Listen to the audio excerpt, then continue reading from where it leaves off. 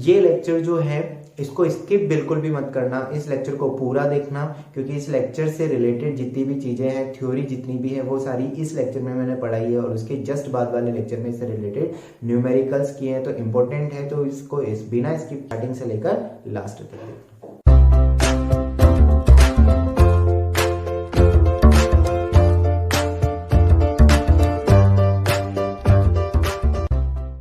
Hello students, welcome back to the physics शाला।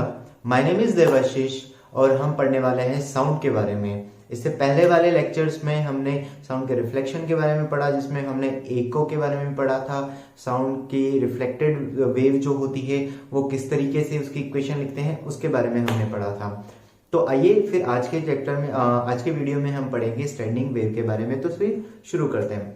तो देखो, हमने जैसे कि लास्ट लेक्चर्स में हमने पढ़ रखा है कि भाई जो साउंड होती है, तो साउंड बेसिकली लॉन्गिट्यूडनल वेव है, मैकेनिकल वेव है।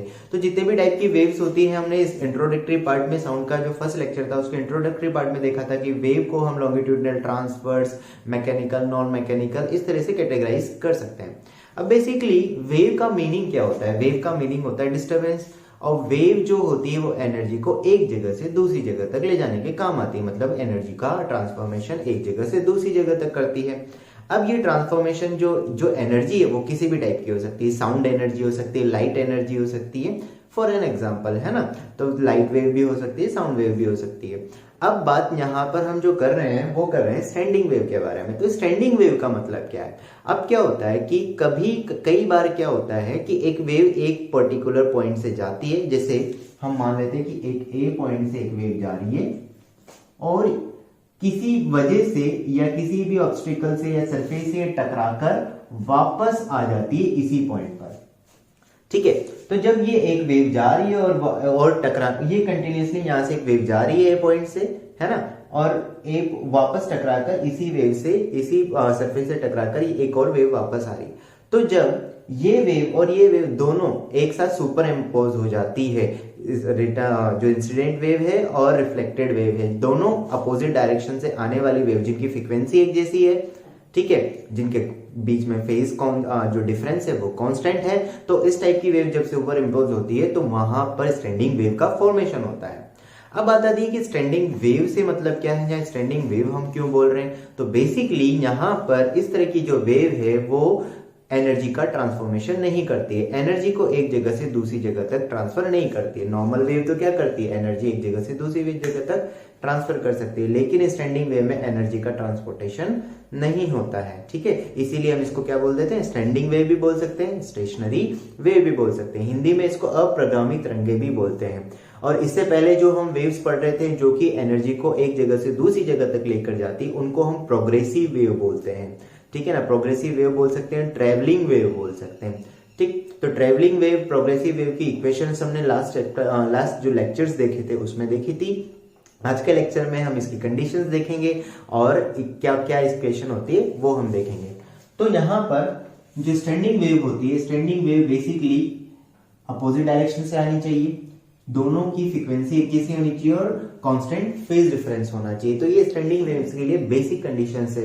इंटरफेरेंस में क्या होता है, अपोजिट डायरेक्शन की जगह सेम डायरेक्शन से आती है, यहाँ पर जस्ट उसका उल्टा अपोजिट डायरेक्शन से आती है। ठीक है, अब मैं मान लो कि मैं इक्वेशन लिख रहा हूं, कोई एक वेव ली मैंने, plane progressive wave. Plane progressive wave का मतलब होता है साइन की फॉर्म में वेव को लिखना। तो यहाँ पर अगर मैं एक वेव इक्वेशन लेता हूं, यहां पर एक इक्वेशन हमने ली है y i equal to a sin omega t minus kx। ये इंसिडेंट एक वेव है। ठीक है, अब यहां पर क्या हो गया, अगर कोई वेव रिफ्लेक्ट होकर वापस आ रही है, तो अगर कोई वेव रिफ्लेक्ट होकर वापस, ये वेव रिफ्लेक्ट होकर वापस आती है। अब ये रिफ्लेक्टेड वेव जो है वो स्मूथ सरफेस से भी हो सकती है और हार्ड सरफेस से भी हो सकती है। तो उसी के अकॉर्डिंग फेज में डिफरेंस आ जाएगा जो कि कांस्टेंट बना रहेगा। अब मैं यहाँ पर कैलकुलेशन थोड़ा समझाने के लिए ये ले रहा हूं कि भाई ये नेगेटिव और यहाँ पर पॉजिटिव और स्मूथ सरफेस से रिफ्लेक्शन हुआ है। तो ये दोनों वेव, एक वेव इधर से कंटिन्यूअसली चल रही है और ये रिटर्न होके, तो उधर से ये वेव जब वापस रिटर्न होके आती है तो इधर से तो कंटिन्यूअसली वेव जा ही रही है, तो ये दोनों एक दूसरे के साथ सुपर इम्पोज हो जाती है। तो जब सुपर इम्पोज होती है तो फाइनली जो वेव बनती है वो क्या हो जाएगी, स्टैंडिंग वेव यहां पर बन जाएगी। ठीक है, अब यहां पर लास्ट जो हमने लेक्चर देखा था इंटरफेरेंस में मैंने आपको समझाया था कि भाई अगर दो या दो से ज्यादा वेव्स अगर सुपर इम्पोज होती है, इंटरफेरेंस बनाती है, तो उसकी कैलकुलेशन कैसे करते हैं, एम्पलीट्यूड वगैरह इक्वेशन कैसे लिखते हैं। लेकिन यहां पर हम वो तरीका यूज नहीं कर सकते कि इक्वेशंस के एम्पलीट्यूड को हम वेक्टर की तरह कंसीडर कर ले, यहां पर वो नहीं कर सकते। क्यों? क्योंकि यहां पर omega t minus k x और एक जगह omega t plus k x दिया हुआ है। उस तरह को, उस मेथड को यूज करने के लिए दोनों जगह एक ही तरह की सिचुएशंस होनी चाहिए। तो यहाँ पर हमें प्रॉपर्ली मैथमेटिकल फॉर्म ही यूज करनी पड़ेगी। तो जब आप इन दोनों को यूज ऐड करते हो और मैथमेटिकली साइन ए प्लस साइन बी वाले फॉर्मूले जो यूज करते हो, वहां से एक इक्वेशन निकल कर आती है स्टैंडिंग वेव की। अब मैं पूरा डिराइव नहीं करूंगा, यहाँ पे मैं डायरेक्ट रिजल्ट लिखूंगा कि क्या क्या कॉम्बिनेशन स्टैंडिंग वेव के बन सकते हैं। अब एक और छोटी सी चीज कि यहाँ पर जो ये इक्वेशन दी हुई है ए साइन ओमेगा टी माइनस के, इसकी जगह ऐसा भी तो हो सकता है ए cos omega t minus k x, और इसकी जगह भी ये हो सकता है ए cos omega t minus k x. Sign की जगह कॉस हो सकता है, कॉस की जगह साइन वेव हो सकती है ना। तो अगर ये इसके साथ भी सुपर इम्पोज हो सकती है, मान लो कि ये इंसिडेंट वेव है, ये रिफ्लेक्टेड वेव हो सकती है, एनी हाउ बन सकती है किसी सिचुएशन में। तो जब इन दोनों की को एक दूसरे रिफ्लेक्टेड वेव और इंसिडेंट वेव सुपर इम्पोज होती है, तो क्या क्या स्टैंडिंग वेव के इक्वेशन पॉसिबल है वो हम देखते हैं। देखिए, जब हम सॉल्व करते हैं इंसिडेंट वेव और रिफ्लेक्टेड वेव को, तो उसकी वजह से जो स्टैंडिंग वेव की पॉसिबल इक्वेशन है वो ये निकल कर आती है 2a sin के x cos omega T 2a cos के एक्स। तो यहां पर आपको दिख रहा होगा कि साइन और कॉस वाले जो फंक्शंस हैं वो आपस में मल्टीप्लाई में है, और या तो सिर्फ kx लिखा हुआ है साइन के साथ या फिर ओमेगा टी। तो इस तरह के कॉम्बिनेशन में जब भी इक्वेशंस बनेगी तो ये स्टैंडिंग वेव की इक्वेशन है। ध्यान रखना ये स्टैंडिंग वेव की इक्वेशन है, और जो हमने साइन के अभी थोड़ी देर पहले जो लिख रहे थे वो होती है प्रोग्रेसिव वेव की इक्वेशन। ठीक है, और साइन और कोस लग जाता है तो उसको हम प्लेन प्रोग्रेसिव वेव की इक्वेशन बोल देते हैं। अब कई बार ऐसे भी क्वेश्चंस आ जाते हैं कि आपको भाई स्टैंडिंग वेव दे दी जाए, स्टैंडिंग वेव दे दी और उसके साथ आपसे बोला गया कि भाई ये जो स्टैंडिंग वेव है ये किस प्लेन प्रोग्रेसिव वेव से, कौन सी प्लेन प्रोग्रेसिव वेव से मिलकर बनी हुई होगी। तो बहुत आसान सा तरीका होता है, मैं आपको बता देता हूं। अगर इस तरह की, या देखो एक साइन और एक कोस हो कहीं पर भी, या तो साइन के एक्स कोस ओमेगा टी या कोस के एक्स साइन, तो एक साइन और एक कोस आ रहा है। इस तरह की अगर वेव होती है तो इनके लिए जो प्रोग्रेसिव वेव होती है, प्रोग्रेसिव का मतलब जो ट्रैवलिंग वेव इनकी होती है जिनसे ये बनी है, वो क्या होगी, वो होगी इक्वेशन जो प्रोग्रेसिव वेव है उसके लिए इक्वेशन इस टाइप की अगर दी हुई है तो उसके लिए क्या हो जाएगा a sin omega t minus k x and a sin omega t plus k x. और इस तरह की अगर या तो दोनों साइन साइन है या दोनों कॉस कॉस है तो उसके लिए क्या हो जाएगा a cos omega t minus k x और a cos omega t plus k x. ये चीज आपको यहाँ पर ध्यान रखनी है। एक और चीज आपको जो यहाँ पर देखने को मिल रही होगी कि प्रोग्रेसिव वेव में जो एम्पलीट्यूड a होता है वो यहाँ पर रिजल्टेंट एम्पलीट्यूड क्या हो जाता है, ट्वाइस a हो जाता है। बात क्लियर हो रही है। अब इसमें हम आगे भी देखेंगे कि जो स्टैंडिंग वेव होती है वो कैसी दिखती है, उसकी शेप कैसी होती है, वो सारी चीजें हम डिटेल में आगे देखेंगे। लेकिन अब धीरे धीरे हम सारी चीजों को एनालाइज करेंगे। अब यहां पर आपको इक्वेशन पता लगी तो ये एकदम से अच्छे से पता होना चाहिए, आप भूलना मत कि इक्वेशन कैसी होती है। अब जो स्टैंडिंग वेव होती है वो दो तरह की हो सकती है, मतलब दो जगह पर जनरेट हो सकती है। एक तो स्टैंडिंग वेव होती है स्ट्रिंग के अंदर और एक स्टैंडिंग वेव होती है ऑर्गन पाइप के अंदर। ठीक है, अगर हम टाइप्स की बात करें तो या तो स्ट्रिंग में जनरेट हो सकती है और ऑर्गन पाइप में जनरेट हो सकती है। स्ट्रिंग में जो वेव जनरेट होती है, जो स्टैंडिंग वेव होती है वो ट्रांसवर्स टाइप की होती है, मतलब क्योंकि स्ट्रिंग जो होगी उसको अगर थोड़ा वाइब्रेट करवाएंगे तो particle up and down motion करते हैं, तो इसलिए वहां पर जो स्टैंडिंग वेव होगी वो ट्रांसफर टाइप की होगी। और ऑर्गन पाइप में जो स्टैंडिंग वेव होती है वो लॉन्गिट्यूडनल टाइप की होती है। ठीक है, अब देखो ऑर्गन पाइप का मतलब अगर मैं बहुत इजी लैंग्वेज में आपको बताऊं तो कोई भी एक होलो पाइप ले लो, वो एक ऑर्गन पाइप होता है। जैसे अगर म्यूजिकल इंस्ट्रूमेंट में हम बात करें तो जो फ्लूट होती है, जो बांसुरी होती है, वो एक ऑर्गन पाइप होती है। ऑर्गन पाइप भी दो तरह के होते हैं, क्लोज ऑर्गन पाइप और ओपन ऑर्गन पाइप। उसके बारे में भी हम आगे जब पढ़ेंगे तो उसके बारे में भी मैं आपको बता दूंगा। तो ये दोनों चीजें यहां पर होती है। अब शेप कैसी होती है, दिखने में कैसी होती है, उसके बारे में थोड़ा सा देख लेते हैं। तो यहाँ पर हम वन बाय वन देखेंगे। सबसे पहले हम स्ट्रिंग वेव के बारे में, स्ट्रिंग में जो स्टैंडिंग वेव जनरेट होती है उसके बारे में मैं आपको बताऊंगा। और जहां जैसे जैसे जब वो जनरेट होती है तो कौन कौन से इंपॉर्टेंट पॉइंट्स जो है हमें ध्यान रखने चाहिए, वो सारी चीजों के बारे में हम बात करते हैं। अब अगर जैसे मान लो मैं स्ट्रिंग की बात करता हूं, तो स्ट्रिंग में मुझे स्टैंडिंग वेव बनानी है। तो आप ऐसे समझ लो कि भाई ये एक स्ट्रिंग है जिसको दोनों एंड पर हमने फिक्स किया हुआ है। मैं इसको अगर जैसे ही थोड़ा सा वाइब्रेट करूंगा, वाइब्रेट करने के लिए इसे झटका दूंगा, तो यहां पर ये हमें थोड़ी देर बाद ऐसे दिखाई देगी, इस तरह से होती हुई दिखाई देगी, है ना। मतलब ऐसे ऐसे धीरे धीरे धीरे धीरे ऐसे दिखाई देगी, या तो ऐसे दिखाई दे सकती है, थोड़ा तुमने तेज झटका लगाया होगा तो ऐसे भी दिखाई दे सकती है। इस तरह की शेप भी इसकी हो सकता है आपको दिखाई दे। तो जब ये इस तरह की वेव जो होती है तो शेप हमें इस तरह की दिखाई देती है। रियली अगर हम विजुअलाइज करें तो वो इस तरह की दिखाई देती है। अब इसको जनरेट कैसे करते हैं, ठीक है ना, वो हम देखते हैं। स्टैंडिंग वेव, मैं सबसे पहले स्टैंडिंग वेव में आपको सारी चीजें समझाऊंगा और उसको ही, उसकी हेल्प से ही फिर मैं ऑर्गन पाइप में जो स्टैंडिंग वेव है उसको रिलेट करूंगा, ताकि आपको फॉर्मूलों को याद रखने में और क्वेश्चन को सॉल्व करने में थोड़ी सी आसानी हो जाए, ठीक है। तो फिर आगे बढ़ते हैं। देखो भाई अब क्या होता है, जैसे स्टैंडिंग वेव मुझे जनरेट करनी है, तो अब जनरेट करने का मतलब क्या होता है कि भाई एक इंसिडेंट वेव होनी चाहिए और एक रिफ्लेक्टेड वेव होनी चाहिए। तो हमने यहाँ स्ट्रिंग का यूज कर लिया, दोनों एंड से फिक्स है। स्टैंडिंग वेव जनरेट करने के लिए जरूरी नहीं कि दोनों एंड फिक्स हो, एक दोनों एंड फिक्स भी हो सकते हैं, दोनों एंड फ्री भी हो सकते हैं, एक एंड फिक्स और एक एंड फ्री भी हो सकता है। इसी तरह से ऑर्गन पाइप में दोनों एंड ओपन भी हो सकते हैं। ऑर्गन पाइप जैसे मैं बोलूं, आपको एक होलो पाइप समझ में आना चाहिए, तो या तो उस पाइप में एक साइड क्लोज हो सकती है और एक साइड ओपन हो सकती है, और दो या फिर दोनों साइड ओपन हो सकते हैं। दोनों साइड क्लोज वाला पाइप तो ले ही नहीं सकते, क्योंकि फिर हम जो है उसमें हवा कैसे ब्लो करेंगे, ठीक है। अब देखो क्या होगा, जैसे ही मैं यहाँ पर इसको वाइब्रेट करता हूं, तो सपोज हमारे पास एक वेव यहाँ पर ट्रैवल करते हुए आगे इस तरीके से बढ़ती है, ठीक है। एक वेव ऐसे ट्रैवल कर रही है और ट्रैवल करते हुए ये आगे इस तरह से बढ़ी।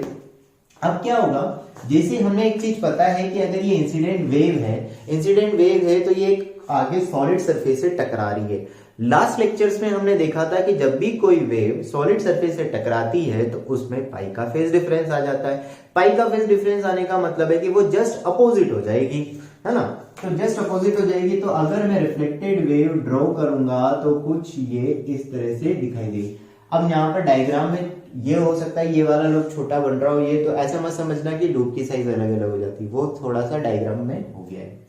अब यहाँ पर आपको कुछ चीजें दिख रही होगी कि यहाँ पर जो पार्टिकल है, अब ये वेव, ये है इंसिडेंट वेव और ये है रिफ्लेक्टेड वेव, है ना। ये इंसिडेंट वेव है, ये इस तरफ जा रही है, और ये रिफ्लेक्ट होके ये वाली वेव इस तरफ आई है, ठीक है।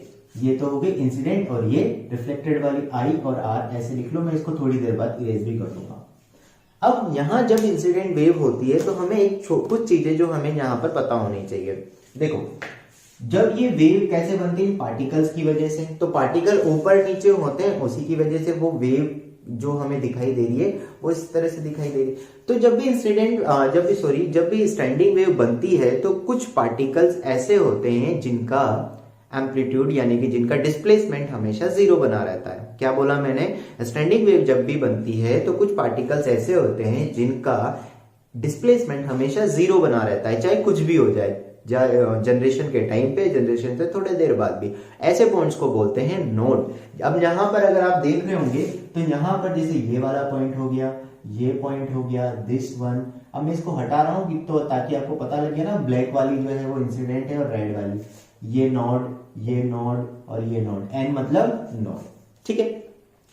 नोड के बीच में जितने भी पार्टिकल्स होते हैं वो कुछ ना कुछ हमेशा मोशन करते रहते हैं, ठीक है ना। जैसे ये नोड है, ये नोड, ये नोड और ये नोड, इनके बीच में जो पार्टिकल्स होंगे वो उनका कुछ ना कुछ एम्पलीट्यूड, उनका कुछ ना कुछ डिस्प्लेसमेंट होगा। उनका डिस्प्लेसमेंट जीरो भी हो सकता है और मैक्सिमम भी हो सकता है। तुम ये समझ लो कि इन नोड्स के बीच में जो पार्टिकल्स होंगे, जैसे यहाँ पर जो पार्टिकल्स है वो एक तरह से एसएचएम करता रहता है। क्या करते रहते हैं, एसएचएम करते रहते हैं। तो कभी उनका डिस्प्लेसमेंट जीरो भी हो सकता है और कभी उनका एम्पलीट्यूड डिस्प्लेसमेंट मैक्सिमम भी हो सकता है। हाँ, लेकिन एक बात है कि इनके बीच में जितने भी पार्टिकल्स होंगे उन सबका एम्पलीट्यूड अलग होगा।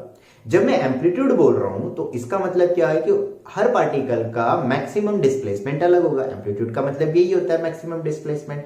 तो हर एक पार्टिकल का मैक्सिमम डिस्प्लेसमेंट जो होगा वो अलग होगा। जैसे यहाँ के कुछ पार्टिकल्स की बात करूं मैं, तो यहाँ वाला पार्टिकल तो मैक्सिमम यहां तक जा सकता है, ये वाला पार्टिकल मैक्सिमम यहां तक जा सकता है। तो इसका मतलब नोड नोड के बीच में जो पार्टिकल्स हैं उनमें हर एक पार्टिकल का जो एम्पलीट्यूड है वो डिफरेंट है।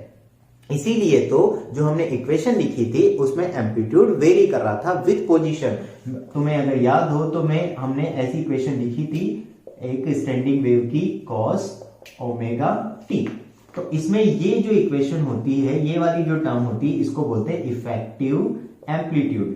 ठीक है, अब ये इफेक्टिव एम्पलीट्यूड देखो, नॉर्मल इक्वेशन की वेव की जो होती है उसमें तो ये टर्म आती ही नहीं है, ये वाली टर्म हटा दो तुम, ये टर्म छुपा लो, तो सिर्फ 2a होता है। इसका मतलब एम्पलीट्यूड हमेशा कांस्टेंट होता है, एम्पलीट्यूड कांस्टेंट है। लेकिन यहाँ पर हर एक पोजीशन पे, इसका मतलब x चेंज कर दोगे, मतलब पोजीशन अगर चेंज करते हो, यानी कि अगर ये x इक्वल टू 0 है और ये x इक्वल टू कुछ l लेंथ इसकी दी हुई है ना, तो यहाँ पर अगर x की डिस्टेंस को हम चेंज कर देते हैं तो पोजीशन भी क्या होती जाएगी। अगर मैं x को चेंज कर रहा हूं तो एम्पलीट्यूड भी, रिजल्टेंट पार्टिकल के एम्पलीट्यूड भी चेंज होते जाएंगे। तो इक्वेशन से आपको भी ये चीज समझ में आ गई होगी। अब बात करते हैं आगे कि यहां पर देखो नोड और नोड का हमें पता चल गया। अच्छा, तो ये चीज हम यहां पर नोट डाउन कर लेते हैं कि नोड जो n होता है, नोड जो होगा उसको हम n से रिप्रेजेंट करते हैं, और कौन क्या होता है, डिस्प्लेसमेंट। ऐसे पॉइंट्स होते हैं जहां पर डिस्प्लेसमेंट क्या होता है, जीरो, हमेशा डिस्प्लेसमेंट क्या होगा, जीरो होता है। इसके बाद एंटी नोड क्या चीज होती है, एंटी नोड का मतलब नोड और नोड के बीच। अब कुछ पॉइंट्स ऐसे भी हैं जहां पर अवेलेबल पार्टिकल्स का डिस्प्ले का एम्पलीट्यूड मैक्सिमम होता है। नोड और नोड के बीच में कई सारे जितने भी पार्टिकल्स हैं उनका एम्पलीट्यूड कुछ ना कुछ हमेशा होगा। तो इनमें से इन दोनों के बीच में वो पॉइंट जहां पर जिस पार्टिकल का एम्पलीट्यूड मैक्सिमम होता है उस पॉइंट को हम क्या बोल देते हैं, एंटी नोड बोल देते हैं। इसका मतलब अगर हम यहाँ चेक करें तो ये एक एंटी नोड वाला पॉइंट होगा, यहाँ पर एक एंटी नोड होगा, यहाँ पर भी एक एंटी नोड होगा, इस जगह, तो यहाँ पर ये एंटी नोड हो जाएंगे। तो एंटी नोड क्या हो जाएगा, तो एंटी नोड मतलब जहां पर मैक्सिमम, जैसे पार्टिकल्स या ऐसे पॉइंट जहां पर एम्पलीट्यूड हमेशा क्या रहता है, मैक्सिमम रहता है। अब कुछ और चीजें हम यहाँ पर थोड़ा सा हमें याद होनी चाहिए कि जब भी वेव बनती है, जब भी स्टैंडिंग वेव बनेगी तो या तो फिक्स एंड से शुरू होगी, या ओपन एंड फिक्स एंड से शुरू होगी, या फिर फ्री एंड से शुरू होगी। फिक्स एंड बोल दूं मैं या फिर क्लोज एंड बोल दूं, दोनों का मतलब एक है। फ्री एंड बोलूं या ओपन एंड बोलूं, इसका भी मतलब एक है। ये चीज ध्यान रखना। अब बात आती है एक छोटा सा चीज के, फिक्स एंड पर हमेशा नोड बनेगा। फिक्स एंड अगर मैं बोल रहा हूं तो इस पर हमेशा नोड बनेगा, और फ्री एंड पर हमेशा एंटी नोड बनेगा। एंटी नोड मतलब वो पॉइंट जहां पर एम्पलीट्यूड हमेशा क्या रहे, मैक्सिमम रहे। ठीक है, अच्छा अब बात करते हैं थोड़ी सी और अच्छी वाली। यहां पर आपको दिखाई दे रहा होगा, इस ब्लैक वाली वेव को सिर्फ देखो, सिर्फ ब्लैक वाली वेव को देखो। तो ब्लैक वाली वेव का एक साइकिल अगर मैं चेक करूं, बस यहाँ पर ये वाला साइकिल, यहां से लेकर यहां तक का साइकिल देखते हैं, है ना। तो यहां से ये ब्लैक वाली वेव है, ये डिस्टेंस तुम मुझे बता सकते हो कितनी है, लैम्डा, वेवलेंथ होगी लैम्डा। ठीक है, तो ये अगर यहां पर लैम्डा है तो ये यहां से यहां तक की डिस्टेंस कितनी हो जाएगी, लैम्डा बाई 2। इसका मतलब नोड के बाद जस्ट जो दूसरा नोड आएगा, तो दो सक्सेसिव नोड के बीच की जो डिस्टेंस होगी वो कितनी होगी, लैम्डा बाई 2। ये तो टोटल कितनी होगी, यहां से यहां तक की लैम्डा, है ना, तो ये कितनी हो जाएगी, लैम्डा बाई 2। इसी तरह से एंटी नोड और एंटी नोड के बीच की भी अगर तुम डिस्टेंस देखोगे, दो सक्सेसिव एंटी नोड के बीच की भी अगर हम डिस्टेंस चेक करें तो ये भी कितनी हो जाएगी, लैम्डा बाई 2 हो जाएगी। समझ में आ रही है बात।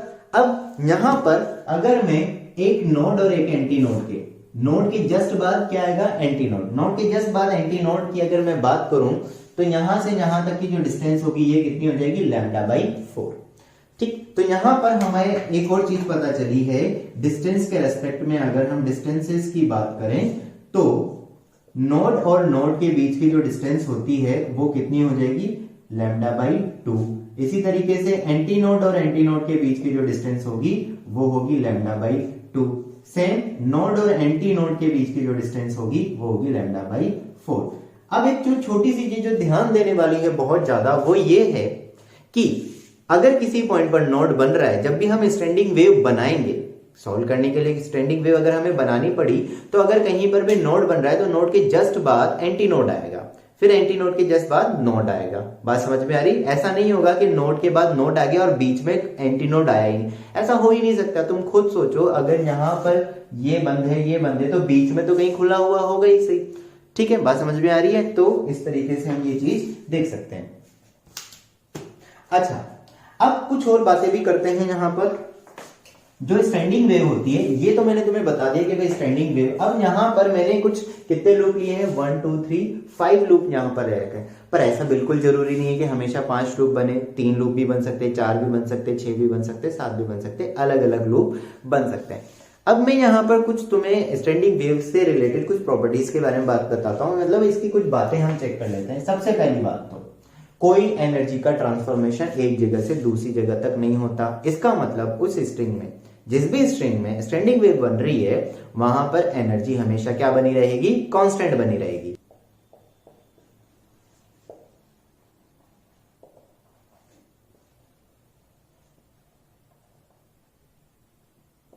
ठीक है, तो दो पॉइंट्स के बीच में एनर्जी हमेशा क्या बनी रहती है? कांस्टेंट। लेकिन प्रोग्रेसिव में क्या होती है? एनर्जी कंटिन्यूअसली एक जगह से दूसरी जगह पर ट्रांसफर होती रहती है। एनर्जी कांस्टेंट तो होती है। ये एनर्जी किसकी है स्टैंडिंग वेव में? जो स्ट्रिंग वाले पार्टिकल्स के पास जो एनर्जी है, ठीक है ना, स्ट्रिंग के पास जो एनर्जी है। अब बेसिकली स्ट्रिंग के पार्टिकल्स के पास जो एनर्जी है कांस्टेंट तो रहती है, लेकिन आपस में इंटरचेंज होती रहती है। तो पार्टिकल्स के पास जो एनर्जी होती है वो काइनेटिक एनर्जी और इलास्टिक एनर्जी की फॉर्म में भी होती। कैसे होती?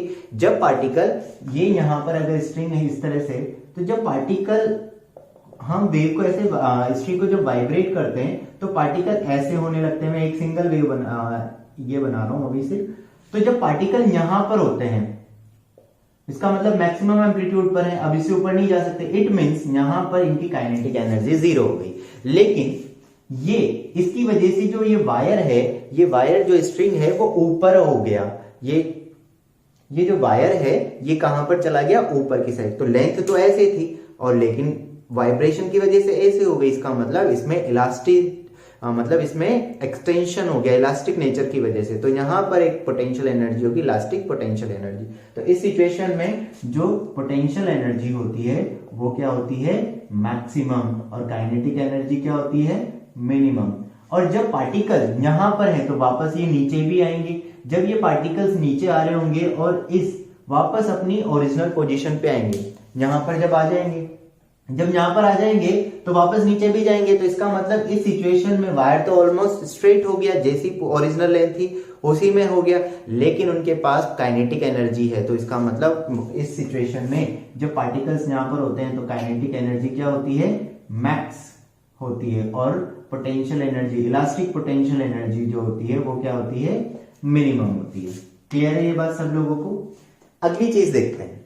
जब कभी भी इस तरह से वेव, स्टैंडिंग वेव का फॉर्मेशन होता है, तो मैं जैसे दो इस तरह से ग्लोब बना के बताता हूं तुम लोगों को। यहां पर जितने भी पार्टिकल, सपोज किसी टाइम पे पार्टिकल यहां पर है, तो वो थोड़ी देर बाद नीचे भी आएंगे इस तरीके से, और यहाँ वाले पार्टिकल इधर जाएंगे, ये वाले इधर जा रहे होंगे, ये वाले इधर जा रहे होंगे इस तरह से। तो अब क्या होगा? तो ये मान लो ये फर्स्ट लूप है, ये सेकंड लूप है और ये थर्ड लूप दिया हुआ है।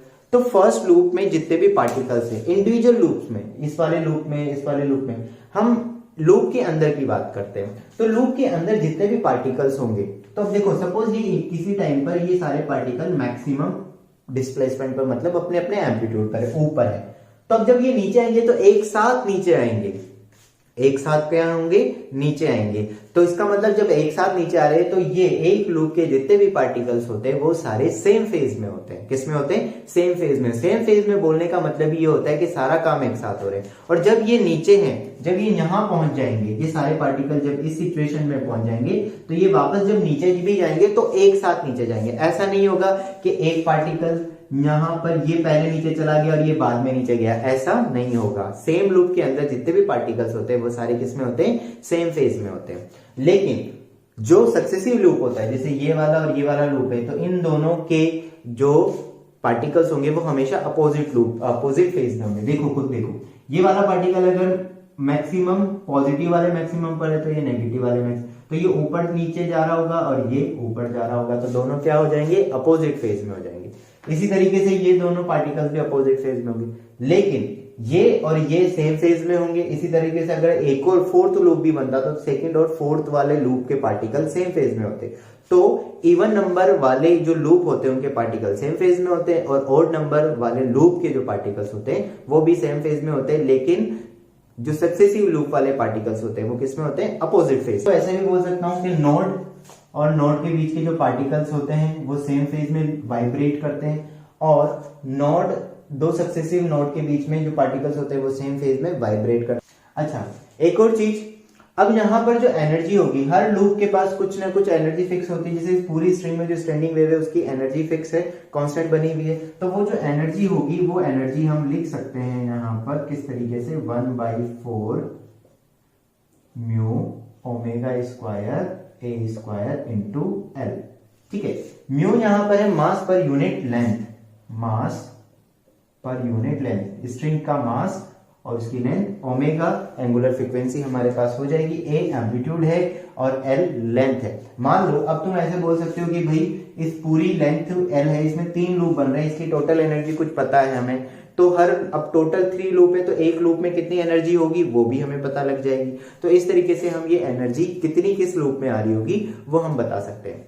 अब एक छोटी सी बात जो यहां पर समझने वाली है कि देखो यहां पर 3 लूप भी बन सकते हैं, 2 भी बन सकते हैं और एक सिंगल लूप भी बन सकता है। तो जितने, अब लेंथ तो कांस्टेंट है लेकिन लूप चेंज हो रहे हैं। अगर नंबर ऑफ लूप चेंज होते हैं तो तुम खुद सोचो वेलोसिटी कांस्टेंट क्यों है? क्योंकि मीडियम पर डिपेंड करती है साउंड की वेलोसिटी और जो वेव की वेलोसिटी है। तो मीडियम तो सेम है, स्ट्रिंग है, लेकिन यहां पर साउंड जो लूप चेंज होने की वजह से वेवलेंथ चेंज हो जाए। तुम खुद सोचो अगर इस स्ट्रिंग के अंदर अगर मैं ये वाली स्ट्रिंग या ये वाली स्ट्रिंग है, अभी इसमें 5 लूप बन रहे हैं, 5 लूप बन रहे हैं, तो इतनी सी लेंथ जो है वो λ/2 के बराबर आ रही है। लेकिन जब इस पूरी स्ट्रिंग में अगर सिंगल लूप बन जाएगा तो यहां से लेकर यहां तक की लेंथ λ/2 के बराबर हो जाएगी। अब इसमें इसका मतलब ये नहीं है कि एल चेंज हुआ, एल चेंज नहीं हुआ है, लैम्डा चेंज हुआ है। मतलब अगर मैं छोटी सी आपको थोड़ी सी बात समझाऊं, v = f लैम्डा होता है, तो ये तो रहा कांस्टेंट। ठीक है, अब L तो चेंज हो नहीं रहा है, तो क्या चेंज हुआ? लैम्डा चेंज हुआ। अब ये लैम्डा चेंज हो रहा है तो अब तुम खुद सोचो कि अगर इतने से पोर्शन में लेंथ ज्यादा है और इतने से पोर्शन में यहां पर हमें दी हुई है, तो जितने ज्यादा लूप्स होंगे उतनी ज्यादा, तो अगर ये चेंज हो गया, मान लो ये लैम्डा बढ़ रहा है, तो फ्रीक्वेंसी को क्या करना पड़ेगा? कम होना पड़ेगा, क्योंकि v तो कांस्टेंट बनाना है। लैम्डा कम हो रहा है तो फ्रीक्वेंसी को, अगर लैम्डा कम है तो फ्रीक्वेंसी बढ़ जाएगी। अब यहां पर हमें कैसे पता चलेगा? नंबर ऑफ लूप्स अगर बढ़ते हैं ना तो फ्रीक्वेंसी बढ़ती है, नंबर ऑफ लूप्स बढ़ते हैं तो फ्रीक्वेंसी बढ़ती है, फ्रीक्वेंसी बढ़ती है तो लैम्डा कम हो जाता है। तो यहां पर अगर मान लो अभी 5 लूप्स हैं, 5 लूप्स की जगह अगर मैंने 3 लूप्स कर दिए, 3 लूप्स कर दिए तो फ्रीक्वेंसी बढ़ जाएगी, फ्रीक्वेंसी बढ़ जाएगी लेकिन वेवलेंथ कम हो जाएगी। ठीक है, समझ में आ रही है मेरी बात? अब कैसे होता है, कितने लूप बनने पर कितनी फ्रीक्वेंसी होगी उसके बारे में हम बात करते हैं। अब यहां पर मैं आपको स्टैंडिंग वेव इस स्ट्रिंग वाले के साथ साथ ही सारी चीजें एक्सप्लेन करूंगा। ठीक है, तो इसका स्क्रीनशॉट ले लो, बाकी फिर आगे बढ़ता है। देखो भाई, अब मैं यहाँ पर इनसे रिलेटेड जो इक्वेशन है, फ्रीक्वेंसी है, उसको कैलकुलेशन करने जा रहा हूँ। कैलकुलेशन करने से पहले मैं आपको एक चीज बता देना चाहता हूँ कि हम यहाँ पर जो मैंने फिक्स एंड फ्री एंड और ओपन ऑर्गन पाइप की जो फॉर्मूले हैं उन सबको हम एक साथ ही कंपेयर करके पढ़ेंगे। उससे थोड़ी सी क्वेश्चन सॉल्व करने में आसानी होगी, क्योंकि दोनों के जो फॉर्मूले होते हैं वो एक ही जैसे होते हैं।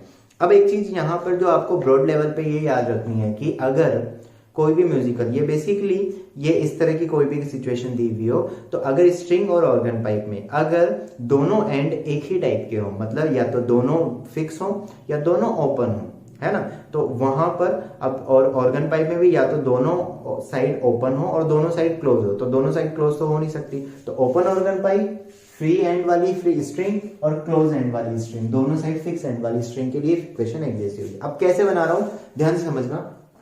सबसे पहले मिनिमम कंडीशन से देखते हैं। तो हमें एक चीज पता है कि फिक्स एंड पर हमेशा नोड बनेंगे, यहां पर और यहां पर आंख बंद करके नोड बना दो। अब नोड और नोड है तो ऑब्वियस ही बात है बीच में एक एंटी नोड लाना ही पड़ेगा, क्योंकि एक और रूल है कि नोड के बाद एंटी नोड जरूर आएगा। तो यहाँ पर node anti node, node anti node और नोड, तो सबसे छोटी सिचुएशन यही बन सकती है। मान लो अब यहाँ पर मैंने नोड लिया, यहाँ पर नोड लिया, तो अब और क्या हो सकता है, सपोज इसके बाद एक लूप की जगह दो लूप बन सकते हैं, तो दो लूप बन सकते हैं, तो इसको ऐसे बनाऊंगा, तो ये देखो ये ऐसी सिचुएशन, तो ये एंटी नोड और एंटी नोड, ठीक है ना। तो तुम वैसे भी देख सकते हो, तो ये नोड आ गया, तो देखो node anti node node anti node node. अब एक छोटी सी चीज जो तुम्हें ऑब्जर्व करने को मिल रही होगी, जितने दोनों एंड अगर फिक्स हैं तो जितने लूप होते उतने ही एंटी नोड होते। तो अगर तुमसे क्वेश्चन में ये बोल दिया जाए कि दो एंटी नोड बन रहे हैं, इसका मतलब दो लूप बन रहे हैं, फिक्स एंड वाली स्ट्रिंग में दो एंटी नोड है, इसका मतलब दो लूप है। अब इसमें देखो यहाँ ये फ्री एंड है, फ्री एंड वाली ये जो सर्कल है इसका मतलब ये एक रिंग होती है, इस रिंग को दोनों रिंग स्ट्रिंग के दोनों एंड पर रिंग बांध दी जाती है और उस रिंग को एक वायर में ऐसे इस तरह के वायर में फिक्स कर दिया जाता है। जब इसको वाइब्रेट करवाते हैं थोड़ा सा तो फिर इसमें वेव बनती है, तो यहां पर एंटी नोड बनेगा। क्यों? क्योंकि तुम खुद सोचो कि जब वाइब्रेट करेंगे तो ये रिंग ऊपर नीचे स्लाइड कर सकती है। यहां पर तो नोड इसलिए बनता है क्योंकि ये वाला एंड जो होगा स्ट्रिंग का, ये वाले एंड का पार्टिकल होगा वो ऊपर नीचे वाइब्रेट कर ही नहीं सकता है, फिक्स रहता है, इसलिए वहां नोड बनता है। यहाँ एंटी नोड बन रहा होगा।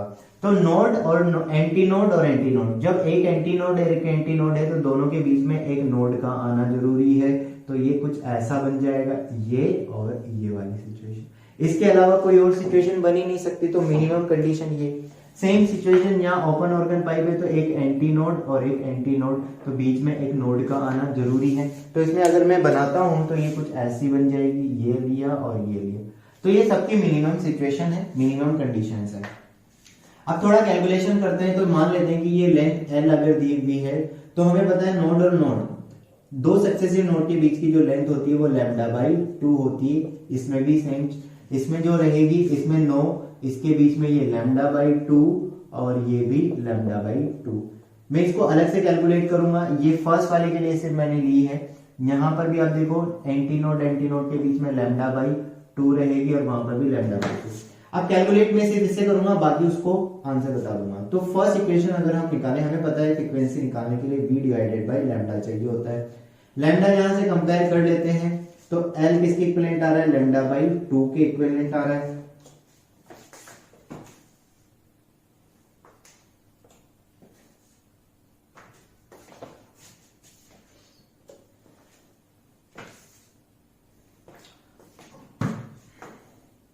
तो यहां पर इसको फर्स्ट में पुट करूंगा, तो फ्रीक्वेंसी जो हमारे पास फर्स्ट फ्रीक्वेंसी जो आएगी वो कितनी आ जाएगी, v डिवाइडेड बाई, इससे हमारे पास L की जो लैम्डा की वैल्यू होगी, लैम्डा इक्वल टू हो जाएगा 2L, तो v की जो वैल्यू आ गई वो 2L आ गई। ये हमारे पास इस तरह से ध्यान देना चाहिए, ठीक है। ये क्या होती है वो भी अभी मैं बताऊंगा। अब सबसे पहले इसके लिए भी देखें, तो इसके लिए अगर मैं देखता हूं तो देखो L इक्वल टू कितना हो जाएगा, लैम्डा बाई 2 लैम्डा हो गया। तो यहां पर फ्रीक्वेंसी अगर मैं निकालता हूं, दो लूप है इसलिए मैंने F2 बोल दिया है। तो यहां पर अगर मैं v डिवाइडेड बाई लिखूंगा तो L, और थोड़ा सा और इसको सिंप्लीफाई अच्छे से लिखें तो ये v डिवाइडेड बाई 2L हो जाएगा। तो इसको क्या मैं F2 इक्वल टू F1 लिख सकता हूं। देखो F1 यही है, तो इससे कंपेयर करने में आसानी हो जाएगी। सेम सिचुएशन इसके लिए भी होगी, F1 जो यहां पर है इसके लिए भी F1 यही होगा, v डिवाइडेड बाई 2L, और इसके लिए भी F1 जो होगा v डिवाइडेड बाई 2L। तुम खुद देखोगे अगर, तो यहां पर आधा लूप ये टोटल 1 लूप, आधा आधा टोटल 1 लूप। तो यहां पर ये, तो इसको हम बोलते हैं फंडामेंटल टोन या फर्स्ट हार्मोनिक, ठीक है। v डिवाइडेड बाई 2L जो होगी वो इसकी फंडामेंटल टोन क्यों बोल रहे हैं, क्योंकि ये सबसे बेसिक वाली, सबसे छोटी वाली फ्रीक्वेंसी, इसलिए इसको हम फंडामेंटल टोन बोलेंगे। और आगे जितनी भी फ्रीक्वेंसीज आएंगी वो इसके मल्टीपल्स में ही आएंगी, ठीक है। अब यहाँ पर एक चीज जो मैं आपको समझाना चाहता हूँ कि भाई देखो दो लूप बने, इसी तरह से 3 लूप भी बन सकते हैं। इसका मतलब जो आने वाली 2 लूप बनेंगे तो जो फ्रीक्वेंसी आती है वो फंडामेंटल टोन की डबल आ रही है। 3 लूप बनेंगे तो जो अगली 3 लूप बनने पर जो फ्रीक्वेंसी बनेगी वो फंडामेंटल की 3 टाइम्स आएगी। इसका मतलब जो दोनों एंड अगर फिक्स दिए हुए हो या दोनों एंड अगर ओपन दिए हुए हो तो वहां पर जो फ्रीक्वेंसी होती है वो फंडामेंटल की 2 टाइम्स, 3 टाइम्स, 4 टाइम्स, 5 टाइम, मतलब इवन नंबर्स में भी हो सकती है और ऑड नंबर में भी हो सकती है। तो यहां पर इसको फंडामेंटल टोन, या तो इसी तरीके से इसको सेकंड हार्मोनिक क्यों, क्योंकि ये फंडामेंटल टोन की फर्स्ट हार्मोनिक की 2 टाइम्स है, इसलिए इसको हम क्या बोल सकते हैं, सेकंड हार्मोनिक। ये हार जो मैं लगा रहा हूं, मतलब ये लिख रहा हूं जो इसका मतलब है हार्मोनिक। और इसको एक और बोल सकते हैं हम ओवरटोन। ओवरटोन का मतलब होता है फंडामेंटल टोन के जस्ट बाद जो फ्रीक्वेंसी आती है, चाहे वो कोई सी भी हो, उसको हम बोलते हैं ओवरटोन। अब यहां पर ये ओवरटोन, तो ये कौन सी हो जाएगी, फर्स्ट ओवरटोन। तो फर्स्ट ओवरटोन अगर बोला जाए उसका मतलब हो जाएगा सेकंड हार्मोनिक। क्लियर है ये चीज, फर्स्ट ओवरटोन का मतलब हो जाएगा सेकंड हार्मोनिक। ठीक है, इसी तरीके से ये भी फर्स्ट फंडामेंटल टोन। इसी तरीके से अगर मैं सेकंड हार्मोनिक लिखना चाहूं, थर्ड हार्मोनिक लिखना चाहूं, तो मुझे बताओ थर्ड हार्मोनिक क्या हो जाएगी, 3F1 = 3V divided by 2L। तो इंपॉर्टेंट बात जो है वो ध्यान रखने वाली, ये हमको फंडामेंटल टोन ध्यान रखनी है। फंडामेंटल टोन का फॉर्मूला ध्यान रखना है, V divided by 2L, V divided by 2L। ठीक है, L जो होगी वो स्ट्रिंग की लेंथ या ऑर्गन पाइप की लेंथ हो सकती है, यहाँ पर ये ऑर्गन पाइप की लेंथ हो सकती है। इंपॉर्टेंट चीज जो है एक और छोटी सी, वो ये है कि जब आप ऑर्गन पाइप लेते हो तो उस सिचुएशन में इसके लिए V जो होगा वो लॉन्गिट्यूडनल वेव की वेलोसिटी है, मतलब यहां पर आपको इसको लेना है E डिवाइडेड बाई रो। ठीक है, और जो स्ट्रिंग वाली सिचुएशन होती है, स्ट्रिंग के केस में जो आपको V लेना है वो लेना है T डिवाइडेड बाई म्यू या T divided by rho A. T tension in string होता है, म्यू मास पर यूनिट लेंथ होता है, रो या फिर म्यू को रो इनटू ए से लिख सकते हो। ए जो होगा cross section area of wire, मतलब कितना वायर थिक है, कितना थिन है। रो उसकी डेंसिटी हो सकती है। ठीक है, तो बस बाकी फॉर्मूला एक जैसा है। V ऑर्गन पाइप में क्योंकि साउंड वेव लॉन्गिट्यूडनल वेव होती है, ये सारी स्टैंडिंग जो है ये ट्रांसवर्स वेव है, बाकी है स्टैंडिंग वेव ही कॉम्बिनेशन जो हो रहा है। तो यहां पर एक और चीज जो मैं बोल सकता हूं वो ये बोल सकता हूं कि जो रेशियो होगा F1:2, F2:2, F3:2, ये सारा जो होगी, इनकी फ्रीक्वेंसीज का जो रेशियो आता है वो हमेशा इवन ऑड सारे नंबर्स में हो सकता है। अब इनके में अगर आप एग्जांपल बताऊं तो स्ट्रिंग वाले जो इंस्ट्रूमेंट होते हैं, गिटार हो गया, वीणा हो गई, जितने भी इंस्ट्रूमेंट हो गए, उन सब में इवन फ्रीक्वेंसीज और ऑड फ्रीक्वेंसीज, मतलब जो फ्रीक्वेंसी सक्सेसिव फ्रीक्वेंसीज जो होती है वो इवन और ऑड वाले नंबर्स में जनरेट की जा सकती है। तो उसमें काफी ज्यादा हेल्प रहती है कि गिटार में आप काफी सारे अगर थोड़ी मेहनत करो तो काफी सारी उसमें फ्रीक्वेंसी या हर तरह की आप उसमें म्यूजिक बना सकते हो। इसी तरीके से फ्लूट में भी आप निकाल सकते हो क्योंकि दोनों ओपन एंड वाली हो जाएगी। क्लियर है ये चीज आप लोगों को?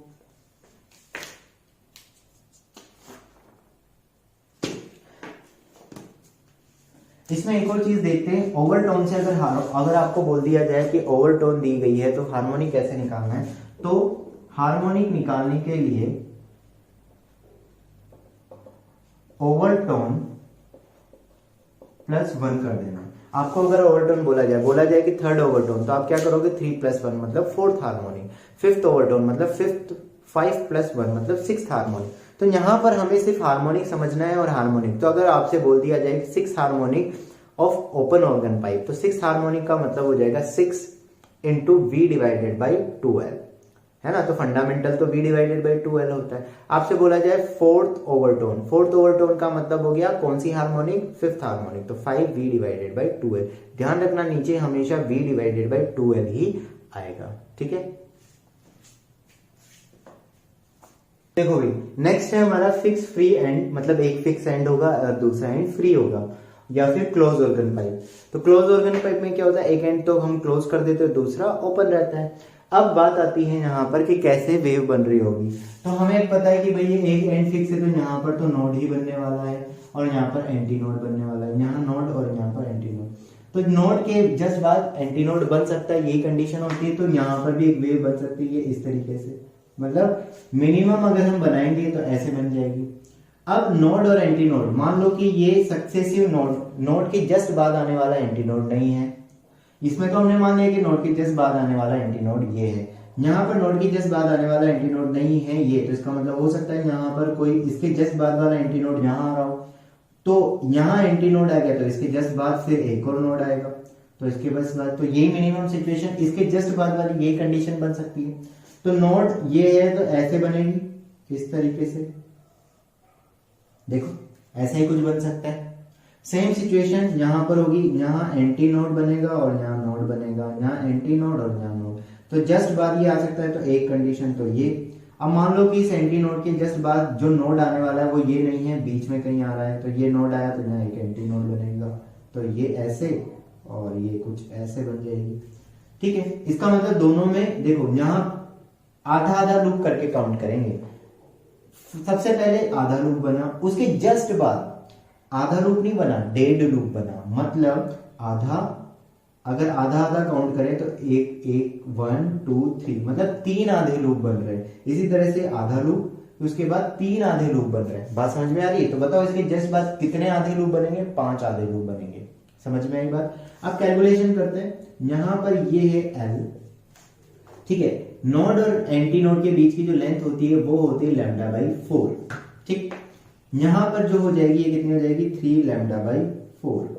कैलकुलेशन करेंगे तो हमें पता है कि L इक्वल टू है λ/4, तो लैम्डा कितना बन जाएगा? 4L। तो फ्रीक्वेंसी जो फर्स्ट फ्रीक्वेंसी आएगी वो आ जाएगी V डिवाइडेड बाई लैम्डा, तो V डिवाइडेड बाई 4L। तो फर्स्ट फ्रीक्वेंसी हमारे पास कितनी है? V डिवाइडेड बाई, इसको हम बोलेंगे फंडामेंटल टोन, फंडामेंटल टोन या फिर फर्स्ट हार्मोनिक, ठीक है। इसको भी क्या बोलूंगा? First harmonic. फर्स्ट हार्मोनिक क्यों बोल रहा हूं? तुम्हें पता है कि पहली फ्रीक्वेंसी है और फंडामेंटल पे भी फर्स्ट वाली दी हुई। इसके जस्ट बाद अगर इसको चेक करोगे आप, यहां पर इसको देखोगे तो आप खुद चेक कर लो कि भाई इसके लिए इस सिचुएशन में 3 λ/4 इक्वल्स टू L आ रहा है, तो लैम्डा कितना हो जाएगा? 4L/3। जब यहाँ वैल्यू पुट करोगे तो अगली वाली जो फ्रीक्वेंसी आएगी वो 3V/4L आएगी। तो इसको मैं ऐसा लिख सकता हूँ 3 टाइम्स ऑफ V/4L। तो देखो नेक्स्ट फ्रीक्वेंसी जो आ रही है वो फर्स्ट फंडामेंटल की 3 टाइम्स आ रही है, तो इसको हम F3 को हम ऐसा लिख सकते हैं 3F1, ठीक है। इसका मतलब ये क्या होगी? यहां पर थर्ड हार्मोनिक प्लस, या हम इसको बोल सकते हैं फर्स्ट ओवरटोन, ठीक है। या इसको मैं फर्स्ट ओवरटोन। ओवरटोन कैसे काउंट करते हैं? फंडामेंटल के जस्ट बाद वाली जो फ्रीक्वेंसी होती है उसको फर्स्ट ओवरटोन हमेशा बोलते हैं, चाहे ओपन हो या क्लोज हो, चाहे कुछ भी हो, ठीक है। अब मुझे ये बताओ कि इसके जस्ट बाद क्या हो सकती है? F5 आएगी। F5 जो होगा वो कितना हो जाएगा? F5 जो होगा वो क्या होगा? 5F1 यानी कि 5V डिवाइडेड बाई 4L। तो ये सेकेंड ओवरटोन और फिफ्थ हार्मोनिक को जगह मैं लिख नहीं रहा हूं, तुम अपने हिसाब से लिखना। अब बात समझने वाली ये है कि इसका मतलब जो इससे फ्रीक्वेंसी जनरेट होती है वो फ्रीक्वेंसीज का जो रेशियो होगा वो ऑड नंबर्स में होगा, मतलब 1:3:5 इस तरीके से।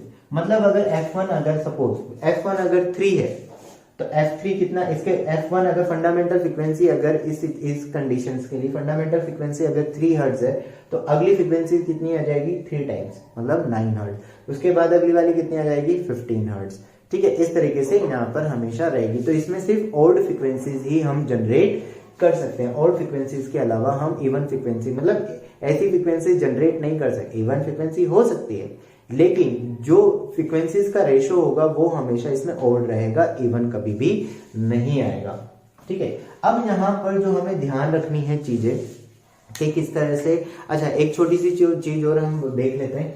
यहाँ पर नोड और एंटी नोड के अकॉर्डिंग हम कैसे काउंट कर सकते हैं। अगर तुम्हें यहाँ पर बोला जाए कि जैसे इस वाली सिचुएशन में कि 2 एंटी नोड है, इसका मतलब 2 एंटी नोड है या एक एंटी नोड, एक नोड है और एक एंटी नोड है, एक नोड और एक एंटी नोड दिया हुआ है, इसका मतलब वहां पर क्या बन रहा होगा? First harmonic. अगर इसकी जगह तुम्हें बोला जाए कि 2 एंटी नोड है और 2 ही नोड है, तो यहाँ पर तुम क्या बोलोगे? 2 एंटी नोड और 2 नोड दिए हुए, तो यहाँ पर कितना हो जाएगा? 3 टाइम्स यहाँ पर ये हो जाएगा, मतलब फ्रीक्वेंसी जो हो जाएगी वो 3 ये आ जाएगी। अगर इसके बाद अगर 3 एंटी नोड है, या तुम ऐसा भी कर सकते हो, तुमसे बोला जाए एक एंटी नोड और एक नोड बना हुआ है तो दोनों 1 1 2 कर देना, 2 - 1 तो 1 यहाँ पर आ जाएगा, ठीक है। लूप काउंट कर लेना बस कि कितने आधे लूप बन रहे हैं, कितने आधे लूप बन रहे हैं। जितने आधे लूप होंगे उतने ही यहाँ पर नंबरिंग हो जाएगी। अब ओवरटोन के हिसाब से अगर हार्मोनिक काउंट करनी हो तो हार्मोनिक जो है वो कितनी हो जाएगी, 2 times of overtone plus 1, 2 times of overtone, मतलब तुमसे बोला जाए कि सेकंड ओवरटोन, तो तुम क्या करो, सेकंड ओवरटोन मतलब 2 इंटू 2 4 प्लस 1, मतलब फिफ्थ हार्मोनिक की बात हो रही है। हमें समझना है यहाँ सिर्फ हार्मोनिक से, है ना। अगर हमें ओवरटोन भी बोला जाएगा तो भी हम हार्मोनिक से ही कन्वर्ट करेंगे। मैं अगर 7th ओवरटोन बोल रहा हूँ क्लोज ऑर्गन पाइप के लिए, तो तुम्हें ये चीज ध्यान होनी चाहिए कि 7th ओवरटोन मतलब 7 इंटू 2 14 प्लस 1 मतलब 15 हार्मोनिक यहाँ पर आने वाली है। इसी से हमें चीज तरह से ध्यान रखना है। तो बेसिकली अब मैं थोड़ा सा अगर तुम्हें समराइज करूं तो हमने जो चीज अभी तक देखी, हमें ये ध्यान रखना है कि V/2L कब होगा और V/4L कब होगा। V/2L आता है जब दोनों ओपन एंड हो, दोनों क्लोज एंड, दोनों फिक्स एंड हो या फिर ओपन ऑर्गन पाइप हो। ये कब होगा, क्लोज ऑर्गन पाइप के लिए। क्लोज वाले में हमेशा 4 आएगा, ओपन वाले में हमेशा 2 आएगा, ठीक है ना। ओपन वाला जो है 2 जहां पर भी आ रहा है उसमें इवन फ्रीक्वेंसी, इवन 1 2 3 4 5 6 के रेशो में चलेगा, जहां पर सिर्फ ऑड नंबर के रेशो में ही चलेगा। तो ये चीज हम यहां पर हमेशा देखेंगे, ठीक है। अच्छा, एक छोटी सी चीज और मैं तुम्हें बता देता हूं यहाँ पर, जब भी हम फ्रिक्वेंसी स्ट्रिंग में जो स्ट्रिंडिंग वेव बनती है, तो स्ट्रिंग में जो वेव जनरेट हो रही है, स्ट्रिंग वेव जो जनरेट हो रही है, उसकी वेलोसिटी के बारे में मैंने तुम्हें बताया ही था कि v इक्वल्स टू होता है t डिवाइडेड बाई म्यू या फिर t डिवाइडेड बाई ये वैल्यू यहाँ पर होती है। तो यहाँ पर जब हम फ्रिक्वेंसी को फर्स्ट हार्मोनिक की बात करते हैं, मैं बात कर रहा हूँ स्ट्रिंग में अगर कोई सी भी फर्स्ट हार्मोनिक है तो वो डायरेक्टली प्रोपोर्शनल होगी v डिवाइडेड बाई एल के, चाहे यहाँ 4L आ रहा हो चाहे 2L आ रहा हो। मैं प्रोपोर्शनल की बात कर रहा हूँ तो v कितना हो जाएगा, t डिवाइडेड बाई म्यू और 1/L। अब आप यहां से ये चीज समझ सकते हो कि अगर देखो, एक और चीज मैं यहां पर, या इसको ऐसे भी लिख सकते हैं, मैं थोड़ी सी चीज अगर आपको यहां पर समझाऊं तो अगर t और म्यू कांस्टेंट है तो f डायरेक्टली प्रोपोर्शनल हो जाएगा l के, तो इसको बोलते हैं लॉ ऑफ लेंथ, ठीक है। ये और ये कांस्टेंट है, तो इसी तरीके से अगर l और t कांस्टेंट है तो इसको बोलते हैं लॉ ऑफ मास, और इसी तरीके से अगर ये म्यू और एल कांस्टेंट है तो इसको बोलते हैं लॉ ऑफ टेंशन। अब इसे एक और चीज, जो गिटार के स्ट्रिंग की जो विड्थ कम ज्यादा होती है उसको भी हम समझ सकते हैं। आप देखो कि अगर मान लो टेंशन एक जैसी है तो एल लेंथ भी एक जैसी है, अगर सबको कांस्टेंट कर दे तो एरिया अगर बढ़ाओगे तो फ्रीक्वेंसी कम हो जाएगी। जितनी थिक स्ट्रिंग होगी उतनी उसकी मोटी आवाज आएगी। एरिया अगर बढ़ाओगे तो फ्रीक्वेंसी जो होगी वो कम हो जाएगी, तो मोटी आवाज आएगी। एरिया कम करोगे तो फ्रीक्वेंसी जो होगी वो बढ़ जाएगी, इसका मतलब पतली आवाज आएगी। तो जो सबसे पतली स्ट्रिंग होती है उसकी फ्रीक्वेंसी ज्यादा होती है और जो मोटी स्ट्रिंग होती है उसकी फ्रीक्वेंसी थोड़ी सी कम होती है। तो इसी हिसाब से यहाँ पर वो चीज हम कर सकते हैं, ठीक है। तो ये सारी चीजें जो हमने पढ़ी है आज के लेक्चर में, ठीक है। लेक्चर थोड़ा सा बड़ा हो गया, इसलिए आज के लेक्चर में मैंने इससे रिलेटेड क्वेश्चन जो है आज के चैप्टर जो लेक्चर से रिलेटेड जो क्वेश्चन है उसको हम शिफ्ट कर रहे हैं सेकंड लेक्चर में। तो इसके जस्ट बाद वाला जो लेक्चर है वो देखना बिल्कुल मत भूलना, ठीक है। इसके जितने भी न्यूमेरिकल्स है वो उसी में है। तब तक के लिए थैंक यू वेरी मच।